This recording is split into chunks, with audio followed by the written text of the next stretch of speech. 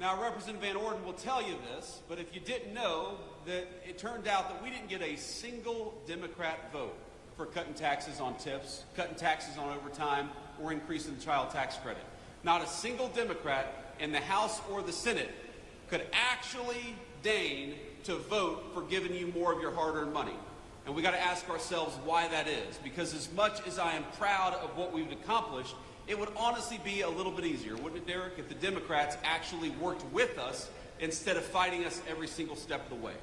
And you're going to see this. We're a little early for campaign season, but in a couple months or maybe about a year, you're going to start seeing television advertisements.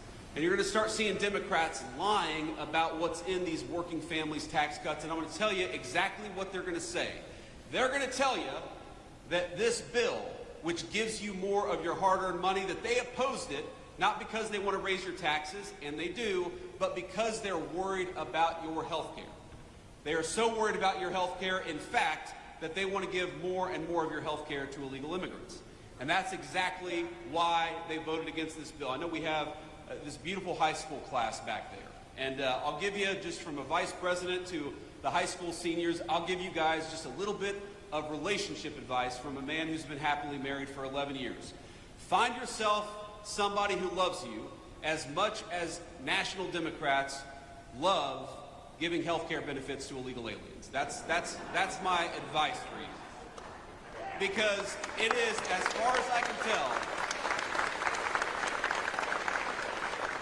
it is, as far as I can tell, the reason why the National Democratic Party exists. Do you know that this bill makes tens of billions of dollars in investments in our rural health care infrastructure, which was falling apart under the last administration?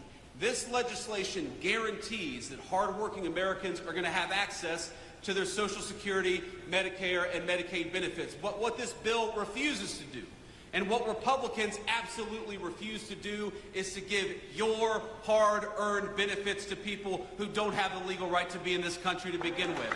It is very simple.